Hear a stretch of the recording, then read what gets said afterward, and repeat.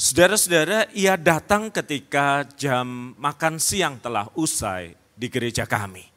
Ketika saya ada di ruang kerja saya dan menikmati kopi, tahu-tahu ada intercom yang waktu itu masih digunakan dan berbunyi. Pak WP kayaknya ada yang mau ketemu Bapak, enggak pakai janjian, tetapi kayaknya ini penting sekali. Tolonglah Pak, diajak bicara perempuan ini. Saya mempersilahkan dia masuk ke sebuah ruang kerja saya, saudara-saudara, dan begitu dia masuk, dia kemudian setengah melemparkan dirinya ke sofa sambil menarik nafas yang berat, lalu dia berkata, Pak WP, kenapa kehidupan bisa begitu mengecewakan? Pak, kenapa Tuhan mengizinkan ini terjadi? Coba sebagai hamba Tuhan, apa yang bisa Bapak katakan di tengah kekecewaan yang terjadi di dalam kehidupan saya? Apa Pak yang ingin Bapak katakan dalam situasi yang saya hadapi? Saudara perhatikan, ini sudah beberapa pertanyaan, sementara saya belum mengenal dia, kami belum pernah ketemu. Dari mana saya bisa memberikan jawaban? Itu sebabnya Anda mengerti pendeta selalu kelihatan lebih tua dari umurnya, bukan? Dia harus menjawab pertanyaan-pertanyaan bahkan yang dia tidak mengerti konteksnya, saudara-saudara. Lalu saya berkata kepadanya, saya tidak tahu apa yang terjadi dengan hidupmu, bisa enggak ceritakan sedikit? Dia tidak berkata apa-apa, saudara-saudara, dia hanya mengulurkan undangan pernikahan dan saya baca namanya yang laki dan perempuan. Saya tahu kurang lebih itu 2 atau 3 minggu lagi dan kemudian dia berkata nama perempuan itu adalah saya. Segera saya ulurkan tangan dan berkata selamat. Tetapi dia menolak uluran tangan itu lalu berkata, kalau semua seperti harapan tidak mengecewakan, saya tidak ada di tempat ini. Kemudian dia mengambil HP-nya dan kemudian dia mengulurkan kepada saya, Bapak baca sendiri. Saudara, saya membaca percakapan di WA itu ada satu bagian yang kayaknya dikasih tanda sama dia. Dan kemudian dia berkata, ringkasnya Pak WP, calon suami membatalkan pernikahan 3 hari yang lalu dan itu 3 minggu sebelum hari H. Saudara, kalau itu adalah Anda seorang perempuan, kemudian apa yang Anda rasakan? Kalau itu adalah Anda, misalnya Anda seorang pria dan yang membatalkan itu adalah calon istri Anda, apa yang kemudian Anda akan rasakan, saudara-saudara? Ada rasa marah, pengen mencari jawaban, tetapi di ujung dari semuanya itu, barangkali Anda harus menerima bahwa inilah sebuah kekecewaan. Kekecewaan, saudara-saudara, adalah jarak antara harapan dan kenyataan. Boleh bantu saya dengan slide-nya supaya kita lebih mudah untuk melihatnya. Kekecewaan, saudara-saudara, adalah jarak antara harapan dan kemudian kenyataan yang ada. Dia berharap untuk kemudian menikah dalam 3 hari minggu lagi, tetapi kenyataannya pasangannya memutuskan begitu saja tanpa penjelasan yang memadai.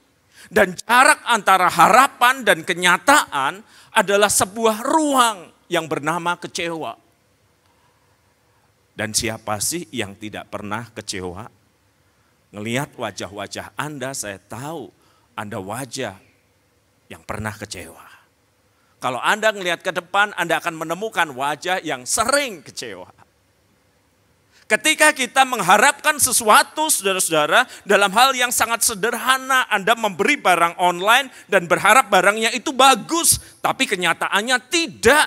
Dan Anda kemudian kecewa, karena ada jarak antara harapan dan kenyataan. Ketika Anda berinteraksi dengan seseorang begitu dekat dan Anda sudah membayangkan sebentar lagi saya ditembak Pak, saya jadi pacarnya. Tahu-tahu dia kabur begitu saja. Saya di ghosting Pak.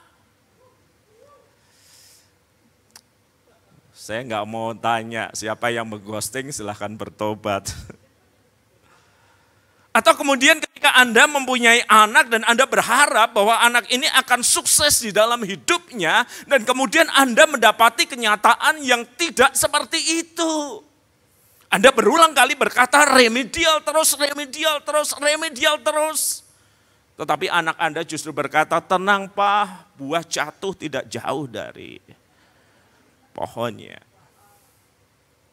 Ketika Anda punya rekan bisnis yang selama ini Anda percaya, bahkan Anda anggap sebagai saudara sendiri, udah nggak hitung lagi berapa banyak uang yang kemudian Anda kongsikan bersama, tetapi suatu kali dia meninggalkan Anda dan membebankan hutang itu pada Anda.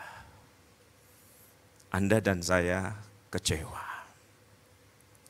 Kekecewaan adalah jarak antara harapan dan kenyataan. Tidak jarang orang saudara kemudian karena tidak ingin kecewa, dia nggak mau ngelihat kenyataan. Aku lihat loh suamimu masuk hotel sama orang lain. Enggak, kamu salah lihat. Aku lihat loh rapot anakmu kurang bagus nilainya mepet KKM. Enggak, kenyataannya enggak seperti itu. Orang mencoba lari dari kekecewaan dengan tidak mau melihat kenyataan. Pokoknya enggak begitu. Karena kita tahu kita nggak bisa hidup tanpa harapan kan saudara-saudara.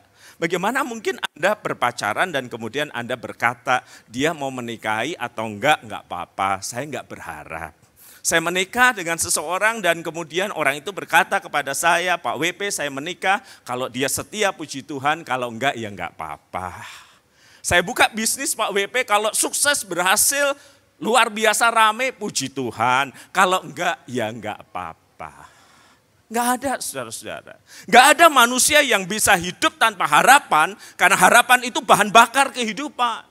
Tetapi ketika kita berharap, dan pada saat itu kita akan menatap kenyataan dan ada jarak, maka bersiaplah untuk kecewa. Ketika pengkhotbah saudara-saudara mengamati apa yang terjadi di bawah matahari, dia menemukan ada beberapa hal yang membuat ia kecewa. Seorang pengkhotbah, seorang pengajar Israel, seorang penyampai kehendak Tuhan yang melihat realita kehidupan, dia kecewa ketika dia melihat orang yang satu menguasai orang yang lain. Dia kecewa ketika melihat orang jahat dikuburkan di tempat terhormat, sedangkan orang yang baik harus keluar dari kota. Dia kecewa ketika melihat ada orang benar, orang baik, kena hukuman yang seharusnya ditimpakan orang yang jahat, sedangkan orang yang mengalami perlindungan dan penyertaan Tuhan di dalam hidupnya karena hidupnya benar, pengkhotbah berharap sesuatu yang baik terjadi dalam hidup mereka, tetapi justru yang buruk terjadi atas hidup mereka. Orang jahat mendapat ganjaran orang baik. Orang baik mendapatkan ganjaran orang jahat. Pengkhotbah kecewa ketika dia melihat yang terjadi di bawah matahari itu adalah sebuah dunia yang terbalik. Dan sebuah kenyataan yang sering kali kita katakan saat ini kan, Pak WP kalau Bapak tahu pengusaha X dia jahat banget orangnya. Bukan cuma saya yang ngomong kayak begitu, orang lain juga ngomong kayak begitu. Tapi Bapak lihat hidupnya. Keluarganya damai, penuh sejahtera, gak pernah sakit, gak pernah mengalami kemalangan. Padahal jahatnya minta ampun. Bandingkan teman saya si C, Pak WP. Semua orang bilang dia orang baik, mengasihi dan mencintai Tuhan, bisnisnya berjalan dengan baik. Tetapi sebulan yang lalu dia kehilangan anaknya dalam sebuah kecelakaan. Gak ketukar tapak. Seharusnya yang mengalami itu kan yang jahat.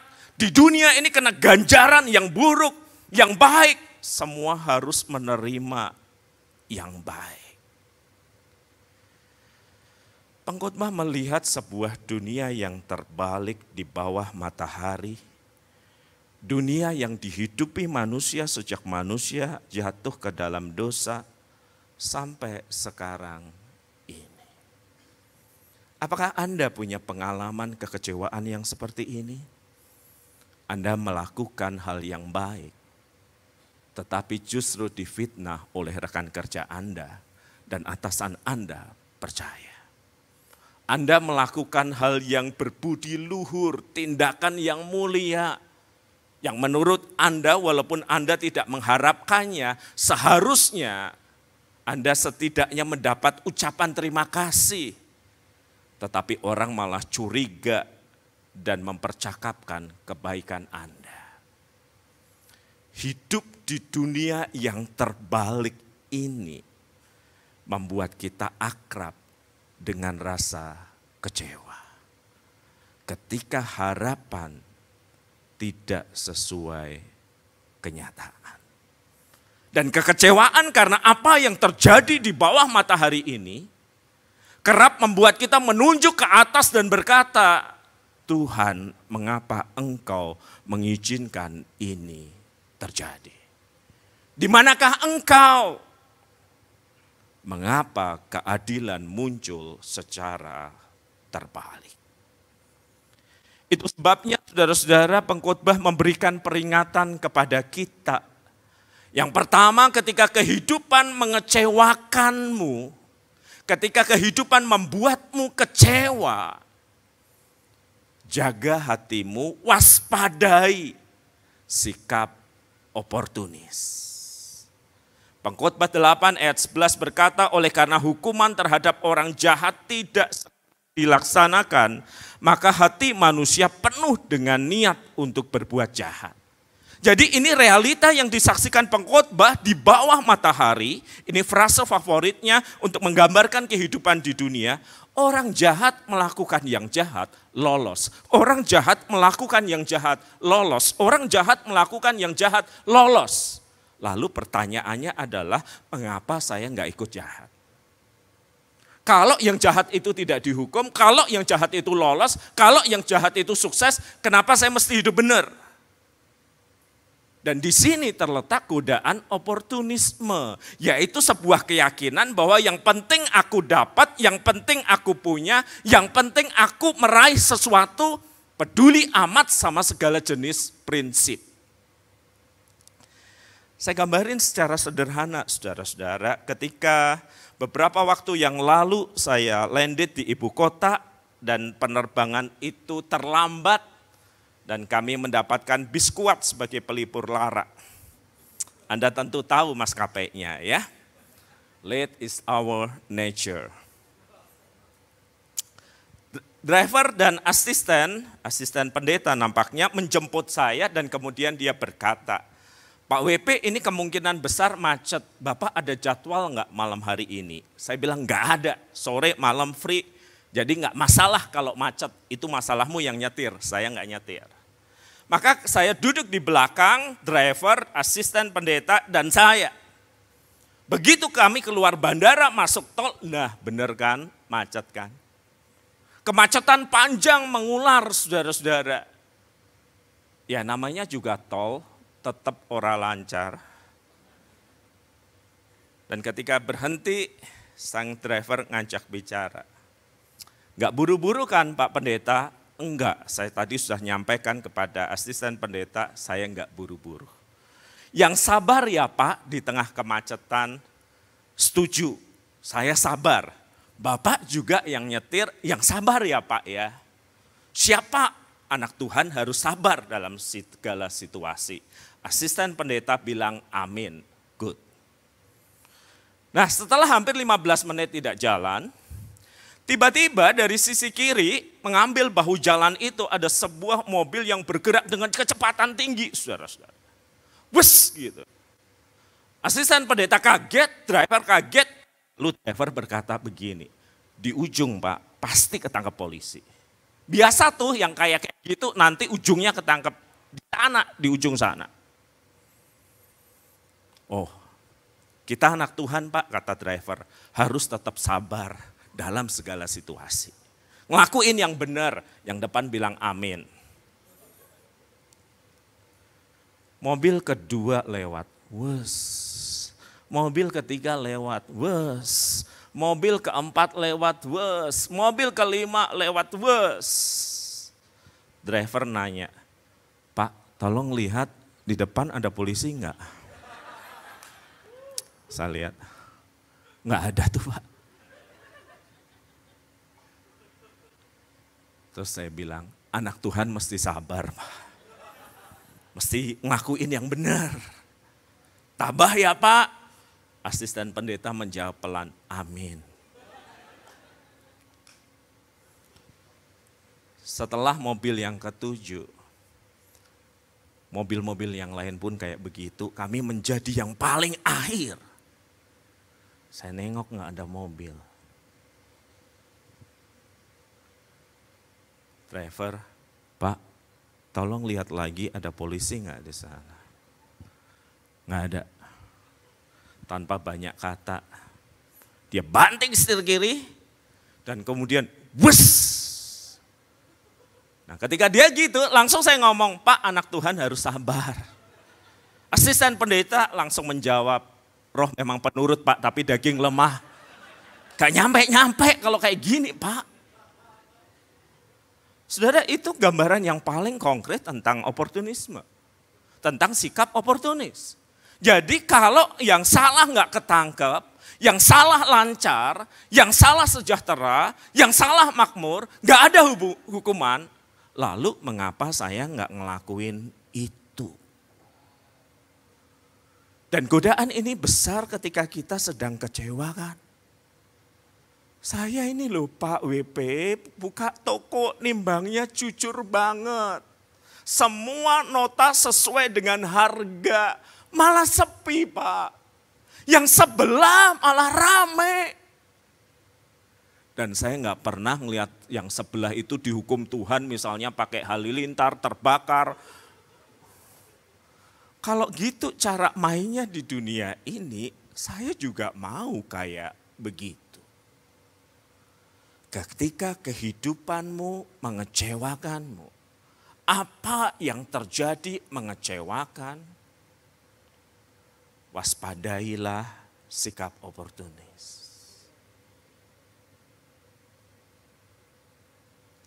Yang kedua, ketika kehidupan mengecewakanmu, ini nasihat pengkhotbah. Kita tahu apa yang seharusnya tidak kita lakukan menjadi oportunis, dan inilah yang harusnya kita lakukan. Takutlah akan Allah senantiasa. Pengkhotbah 8 ayat 12, walaupun orang yang berbuat dosa dan berbuat jahat 100 kali hidup lama, namun aku tahu bahwa orang yang takut akan Allah beroleh kebahagiaan sebab mereka takut terhadap hadiratnya.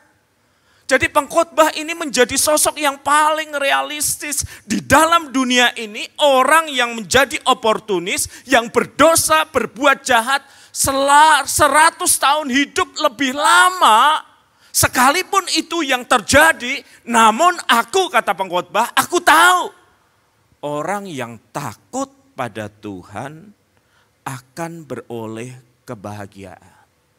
Sebab mereka takut terhadap hadiratnya. Saudara, kita tahu apa arti takut.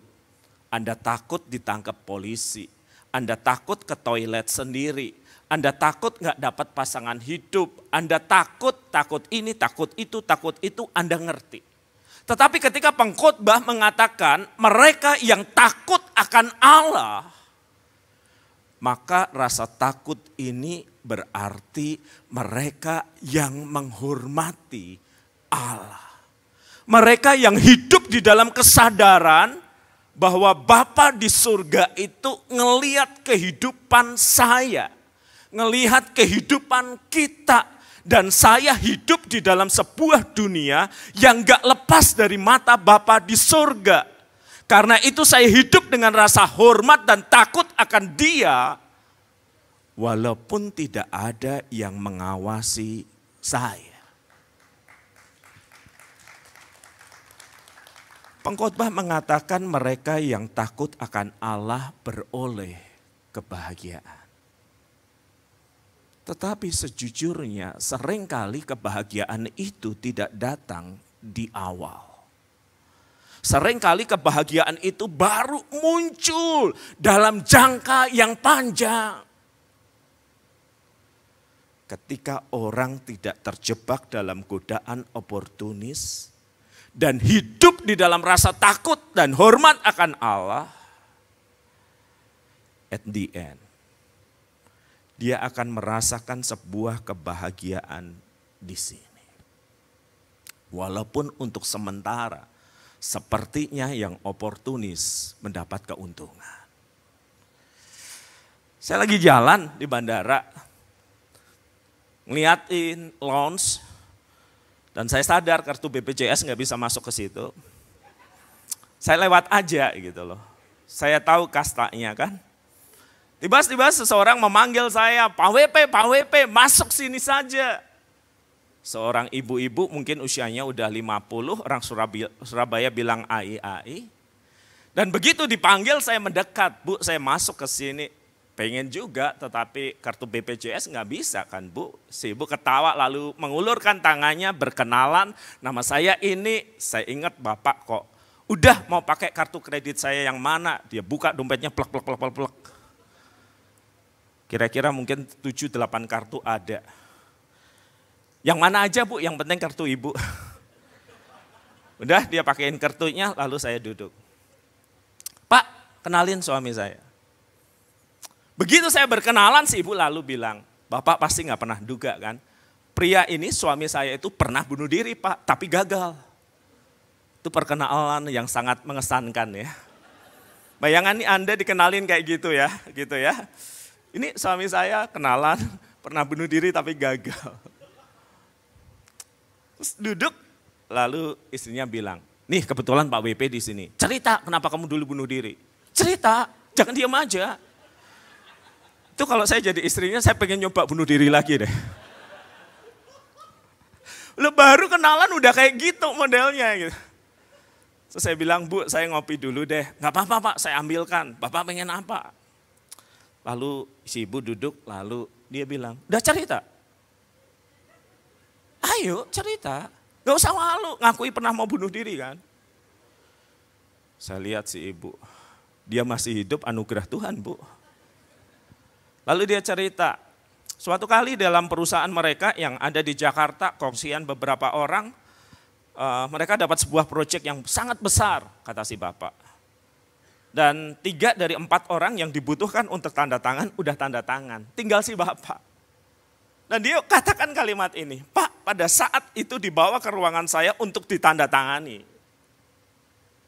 Entah mengapa, tahu-tahu saya dipenuhi rasa tidak nyaman.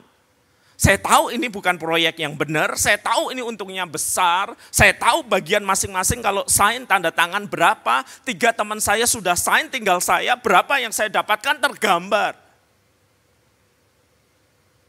Dan pada waktu saya mau tanda tangan Pak, entah kenapa tangan saya gemeter dan pena itu jatuh. Ketika jatuh saya ambil, saya itu nengok ke belakang, dan ada salib kecil di dinding ruangan kerja saya. Lah kok tiba-tiba ada macam suara yang berkata kepada saya, kamu anakku, pantas enggak kamu ngelakuin ini? Saya nggak bisa tanda tangan Pak. Dan akhirnya Bapak tahu, ketika saya bilang maaf saya nggak sanggup tanda tangan, saya tahu dapatnya besar tapi ini nggak benar, saya nggak bisa. Mereka menggantikan saya dengan orang lain. Mereka kan yang pegang saham mayoritas. Dan saya dipindah ke kantor cabang di Indonesia Timur yang jauh dari manapun. Dan disitulah saya 2 kali berniat bunuh diri. Lalu istrinya nyahut, bukan berniat, sudah melakukan. Ya Bu, sabar, yang penting suami masih hidup sekarang. Ya, saya sudah melakukan tapi ditolong oleh istri saya, ditolong oleh orang yang lain. Dan saya berkata, Tuhan saya ngikut jalan-Mu. Saya takut akan kamu sehingga saya tidak tanda tangan. Tetapi mengapa para oportunis itu yang justru mendapatkan sesuatu dan merenggang dengan aman sementara aku menderita di pelosok Indonesia Timur ini. Aku setia kepadamu, inikah ganjaranmu kepadaku? Kalau tahu kayak begini lebih baik dulu aku tanda tangan. Itu kemarahan saya Pak WP. Itu keputusasaan saya. Itu kekecewaan saya. Saya ini udah hidup takut akan Tuhan. Ngelakuin yang benar, dibuang. Tapi sekarang Bapak kan ada di Surabaya kan di sini bersama dengan Ibu.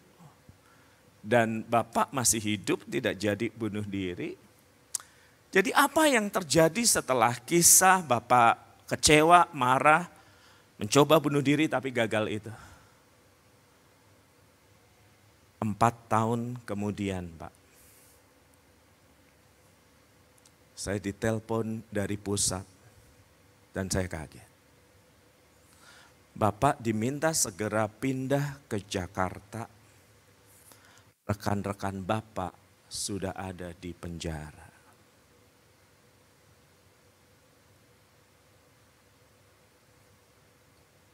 Empat tahun saya bergumul dengan kecewa. 4 tahun saya merasa mendapatkan ganjaran yang tidak seharusnya. Tapi saya tahu at the end, kalau saya takut akan Tuhan, Dia memulihkan kehidupan saya. Dia mengembalikan apa yang menjadi hak saya. Dia menempatkan saya di tempat di mana seharusnya saya berada. Tidak ada artinya penderitaan 3-4 tahun dibanding kebahagiaan. Hidup takut akan Tuhan.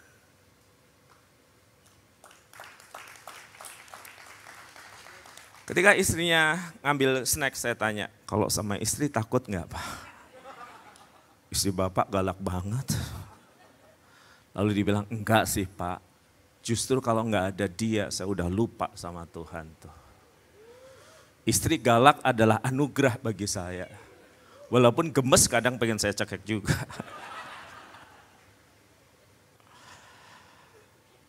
Ketika kehidupanmu mengecewakan, takutlah akan Tuhan. Mungkin kamu akan mengalami hal yang tidak menyenangkan sementara. Tetapi dalam jangka panjang Tuhan tidak pernah mengecewakan orang yang berharap dan takut kepadanya.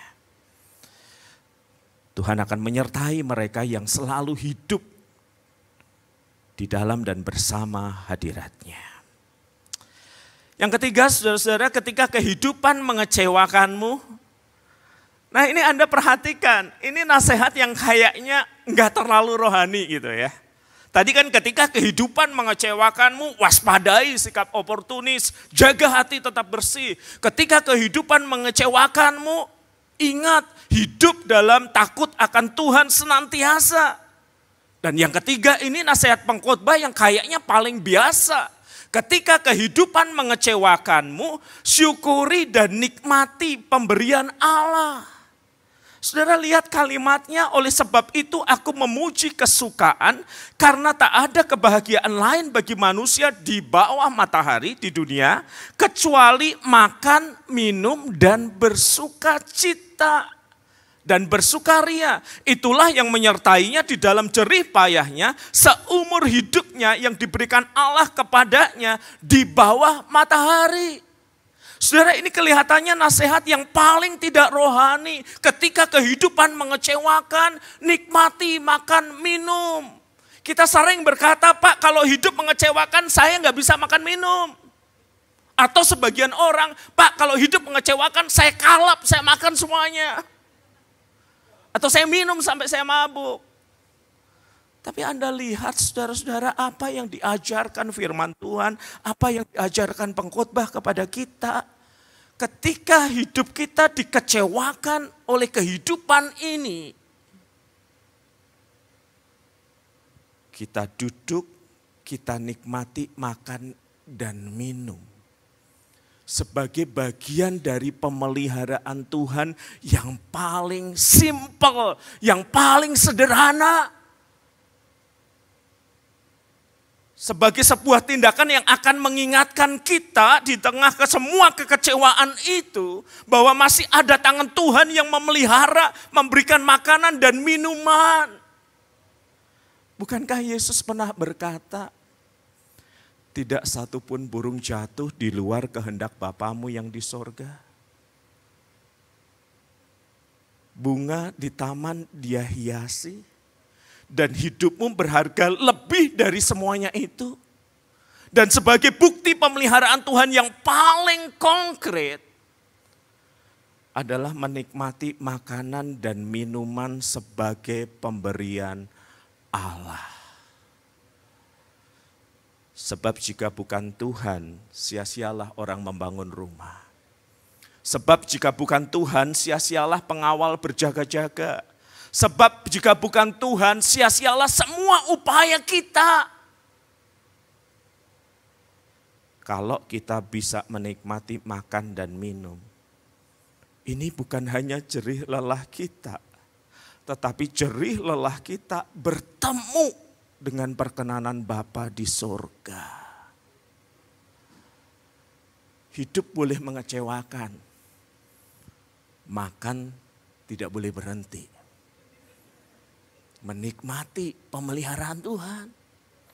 Hidup boleh mengecewakan, tetapi minum yang proper, yang layak tidak boleh berhenti. Karena apa saudara-saudara? Karena kekecewaan di dalam hidup itu, ingat perkataan saya, kekecewaan di dalam hidup itu seperti makanan kaleng itu.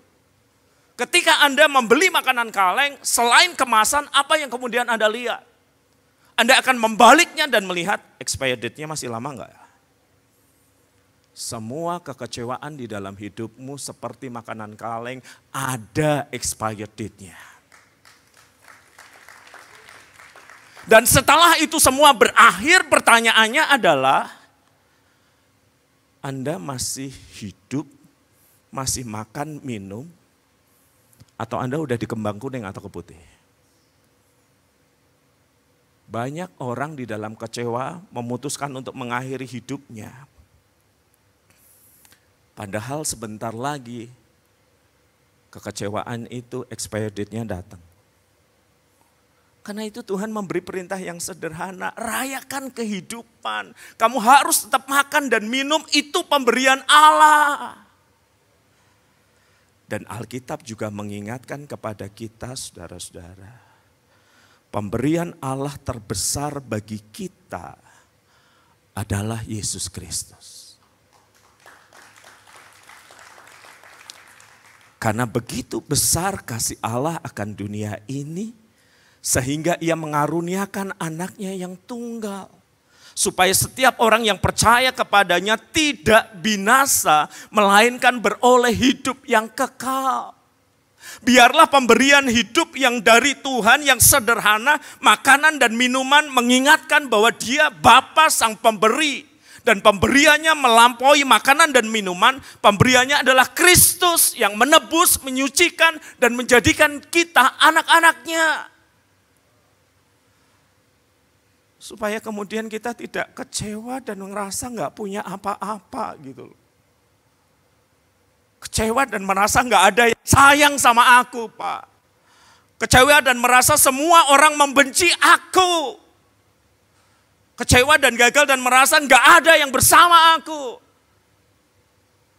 Padahal Kristus, pemberian terbesar Bapa, telah diberikan dan Kristus menyertai kita senantiasa.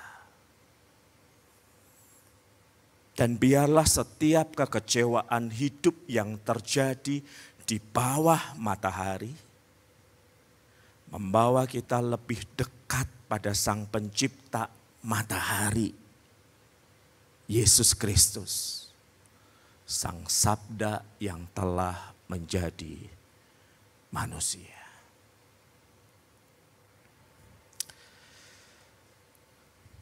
Pagi itu saya sudah siap di gereja dan kantor mengatakan ada yang sudah nunggu Bapak. Janjian ya Pak? Enggak. Silahkan ditemui Pak. Saya masuk ke ruangan kantor saya dan ngelihat seorang perempuan membawa roti di tangannya. Dan sebagai pendeta jemaat yang udah ngelayanin kurang lebih 20 tahun, saya tahu. Kalau ada yang datang menemui saya dengan roti, dia membawa kabar baik. Kalau dia datang nggak bawa apa-apa, kabar buruk. Jadi saya ngelihat dia duduk, pegang roti, kabar baik. Lalu dia menyerahkan rotinya kepada saya, lalu berkata, ini untuk istri dan anak-anak. Ya Pak, dibawa pulang. Saya ucapkan terima kasih, lalu saya ajak kenalan. Lalu dia berkata, Bapak lupa ya sama saya. Saya nggak ingat, saya pernah konseling ketemu siapapun. Boleh nggak mengintroduksi diri lagi? Oh boleh Pak. Ingat nggak Pak yang saya dulu datang ke ruangan ini, yang saya sodorin Bapak, undangan pernikahan. Nah saya mulai loading nih, walaupun agak pelan. Yang pernikahannya batal itu kan? Betul Pak. Saya lihat dia, wah sekarang kamu udah rapi, berdandan rapi, kelihatan ceria, bawa kue, saya ucapkan selamat ya. Pasti kamu mau menikah kan? Mana undangannya? Dia menggeleng, enggak Pak, saya malah mau minta tolong Bapak, ada enggak yang kira-kira cocok untuk saya? Dulu kamu datang dengan penampilan yang gak karuan, dulu kamu marah kepada Tuhan, dulu kamu kecewa terhadap kehidupan, sekarang kok kamu bawa kue ceritanya gimana? Dan tebakan saya bahwa kamu akan menikah, salah. Kan itu sudah berlalu hampir setahun lebih saudara-saudara. Lalu dia kembali lagi gak banyak bicara, dia sodorin HP-nya, potongan sebuah berita. Polisi menangkap satu orang di kota ini, dugaan pemakai dan penyalur barang-barang terlarang itu.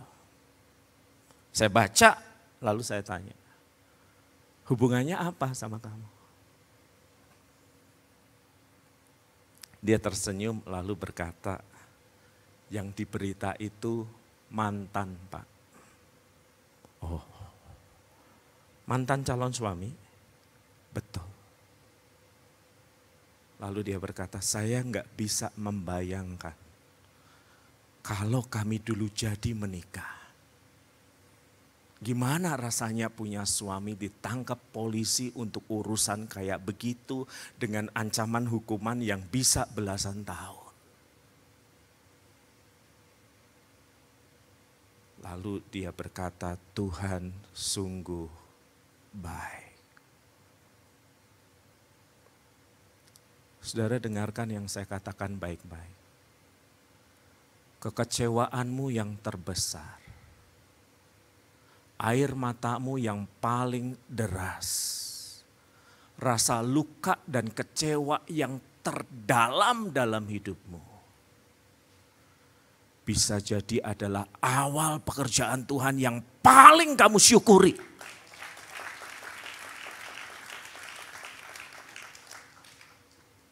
Karena itu jangan pernah menghentikan kehidupanmu.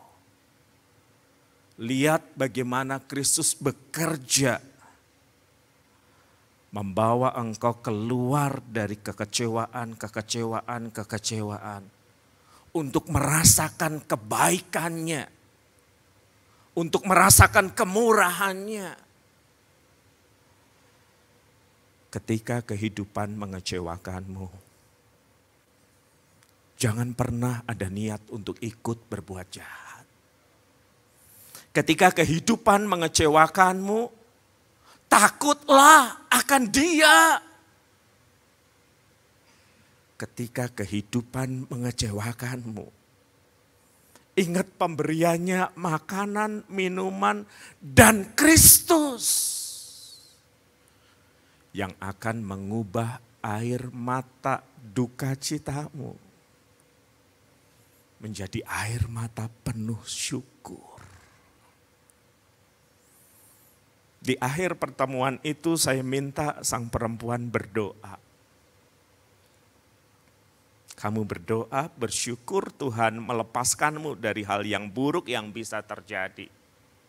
Kamu dulu mengakhiri dengan kemarahan dan kekecewaan, dengan air mata yang begitu banyak. Sekarang kamu berdoa. Dia diam, saudara-saudara. Lama banget dia diam. Sampai saya minta, ayo berdoa. Dia diam, saudara-saudara, dan perlahan air matanya mulai menetes dan deras banget. Dan terbata-bata dia bilang, terima kasih Tuhan, terima kasih. Dulu aku menangis dengan kecewa, tetapi kali ini aku menangis karena aku bersyukur.